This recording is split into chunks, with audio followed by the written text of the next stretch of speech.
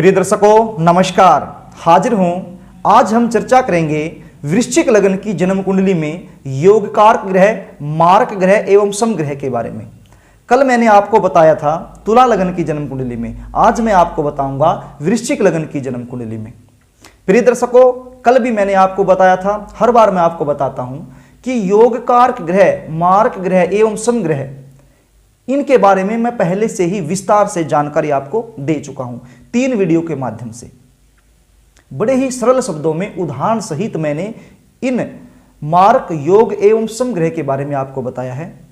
मैं उन तीनों वीडियो का लिंक इस वीडियो के डिस्क्रिप्शन में डाल दूंगा, आप वहां जाकर के आसानी से देख सकते हैं और समझ सकते हैं कि आपकी जन्म कुंडली में कौन सा ग्रह शुभ फल देने वाला है, कौन सा अशुभ फल देने वाला है। क्योंकि एक ही वीडियो में संपूर्ण जानकारी नहीं दे सकते, इसलिए आज हम सिर्फ यहां पर वृश्चिक लग्न की जन्म कुंडली में कौन सा मारक, कौन सा योग कारक एवं कौन सा समग्रह होता है वही बताएंगे। लेकिन ये योग कारक होता क्या है, ये किस प्रकार से फल जातक को देता है, मारक क्या होता है, सम क्या होता है, इसके बारे में मैं पहले आपको बता चुका हूं। आप मेरी उन 3 वीडियो को देखिए तो आपको समझने में बड़ी आसानी होगी। तो प्रिय दर्शकों, ज्यादा समय न लगाते हुए आज के कार्यक्रम को हम शुरू करते हैं। आप बोर्ड पर देख रहे हैं एक जन्म कुंडली के चार्ट को, लग्न में ही 8 नंबर अर्थात वृश्चिक राशि लिखी गई है, इसलिए ये वृश्चिक लग्न की जन्म कुंडली बनती है।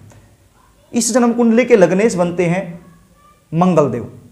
अब मंगलदेव की जो दूसरी राशि है वो छठे भाव में आती है। छठा भाव त्रिक भाव है, लेकिन मैं पहले ही आपको बता चुका हूं जन्म कुंडली में जो त्रिकोण होते हैं उनका स्वामी हमेशा योग कारक ग्रह कहलाता है। उनकी दूसरी राशि चाहे कहीं भी हो, एक राशि त्रिकोण में होनी चाहिए। तो मंगलदेव वृश्चिक लग्न की जन्म कुंडली में अति योग कारक ग्रह बनते हैं। अब बात करते हैं पंचम भाव में। पंचम भाव में मीन राशि, 12 नंबर राशि अर्थात मीन राशि, जिसके स्वामी बनते हैं देवगुरु बृहस्पति। अब देवगुरु बृहस्पति की जो दूसरी राशि है वो जन्म कुंडली के दूसरे भाव में पड़ती है, लेकिन एक राशि त्रिकोण में होने के चलते और लगने से अति शत्रुता होने के, माफ कीजिएगा, अति मित्रता होने के चलते देवगुरु बृहस्पति भी इस जन्म कुंडली के अति योग कारक ग्रह बनते हैं। अब बात करते हैं पंचम भाव की, माफ कीजिएगा नवम भाव की। अब नवम भाव में 4 नंबर राशि अर्थात कर्क राशि, जिसके स्वामी बनते हैं चंद्रदेव। बहुत ही अच्छे भाव के स्वामी हैं और लग्नेश के साथ अति मित्रता रखते हैं, इसलिए चंद्रमा वृश्चिक लग्न की जन्म कुंडली में अति योग कारक ग्रह बनते हैं। अब बात करते हैं दसम भाव की। दसम भाव जन्म कुंडली का अति महत्वपूर्ण भाव, जहां पर लिखा है 5 नंबर राशि, जिसके स्वामी बनते हैं सूर्यदेव। अब सूर्यदेव की भी लग्नेश के साथ अति मित्रता होने के चलते और एक अति महत्वपूर्ण भाव के स्वामी होने के चलते तो सूर्यदेव भी वृश्चिक लग्न की जन्म कुंडली में अति योग कारक ग्रह की श्रेणी में आते हैं। तो प्रिय दर्शकों, आपने जाना वृश्चिक लग्न की जन्म कुंडली में मंगलदेव, वहीं देवगुरु बृहस्पति, चंद्रदेव, सूर्यदेव अति योग कारक ग्रह बनते हैं। ये जहां पर भी जाएंगे, देखेंगे, बैठेंगे तो उस भाव संबंधित फल में हमेशा वृद्धि करेंगे। अब बात करें मारक ग्रहों की। आप जन्म कुंडली के अष्टम भाव को देख रहे हैं, जहां पर 3 नंबर राशि अर्थात मिथुन राशि, जिसके स्वामी बनते हैं बुध देव। अब बुध देव की जो दूसरी राशि है वो जन्म कुंडली के एकादश भाव में है। एक राशि त्रिक भाव अष्टम भाव में है, दूसरी राशि त्रिकोण में नहीं है, तो लग्नेश के साथ भी बुध देव की अति शत्रुता है। तो इसके चलते बुध देव इस जन्म कुंडली के अति मारक ग्रह बने। प्रिय दर्शकों, आप जन्म कुंडली के सप्तम भाव को देख रहे हैं। सप्तम भाव में 2 नंबर अर्थात वृष राशि, जिसके स्वामी बनते हैं शुक्रदेव। अब शुक्रदेव की जो दूसरी राशि है वो जन्म कुंडली के द्वादश भाव में है। अब सप्तम भाव मारक भाव और जो द्वादश भाव है वो व्यय का भाव, अर्थात दोनों ही इतने अच्छे भाव नहीं हैं। और जो लग्नेश है उनके साथ भी अति शत्रुता है, तो इसके चलते शुक्रदेव भी वृश्चिक लग्न की जन्म कुंडली में अति मारक ग्रह की श्रेणी में आते हैं।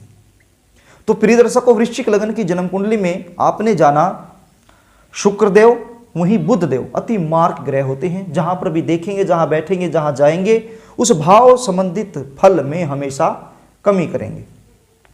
अब बात करते हैं समग्रह की। आप जन्म कुंडली के तीसरे और चतुर्थ भाव को देख रहे हैं। चतुर्थ भाव में कुंभ राशि, जिसके स्वामी बनते हैं शनिदेव। तो जो चतुर्थ भाव है उस भाव में शनिदेव की मूल त्रिकोण राशि होने के चलते, और जो चतुर्थ भाव है वो जन्म कुंडली का अति महत्वपूर्ण भाव, क्योंकि जातक के सुख का विचार हम यहीं से करते हैं। तो प्रिय दर्शकों, एक अच्छे भाव के स्वामी तो हैं, लेकिन लग्नेश के साथ अति मित्रता नहीं है। तो एक अच्छे भाव के स्वामी और लग्नेश से शत्रुता, इस वजह से शनिदेव इस जन्म कुंडली में समग्रह की पदवी लेकर के बैठे हैं। अर्थात कुछ शुभ फल प्रदान करेंगे, कुछ अशुभ फल प्रदान करेंगे, न अधिक शुभ न अधिक अशुभ। तो प्रिय दर्शकों, यदि हम राहु और केतु की बात करें तो राहु ग्रह भी वृश्चिक लग्न की जन्म कुंडली में अशुभ फल ही प्रदान करते हैं, लेकिन केतु ग्रह लगभग शुभ फल प्रदायक माने जाते हैं।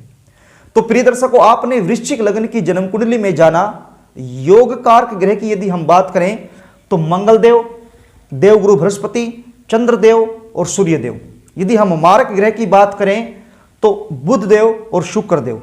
यदि समग्रह की बात करें तो शनिदेव, और यदि राहु की बात करें तो राहु भी मारक ग्रह ही होता है। और यदि केतु की बात करें तो केतु ग्रह वृश्चिक लग्न की जन्म कुंडली में लगभग शुभ फल प्रदायक माना जाता है। तो प्रिय दर्शकों, कल मैं आपको बताऊंगा धनु लग्न की जन्म कुंडली में। यदि आपको कार्यक्रम अच्छा लगता है तो आप प्लीज चैनल को सब्सक्राइब करना ना भूलें, बेल आइकन को प्रेस करना ना भूलें। यदि वीडियो अच्छी लगे तो आप कमेंट भी कर सकते हैं, शेयर भी कर सकते हैं, लाइक भी कर सकते हैं, क्योंकि ये चैनल आपका अपना है। प्रिय दर्शकों, यदि आप चैनल को सब्सक्राइब करते हैं, लाइक करते हैं, तो इससे हमारा मनोबल बढ़ जाता है। तो प्रिय दर्शकों, आज के लिए बस इतना ही। कल फिर मिलेंगे, तब तक के लिए नमस्कार।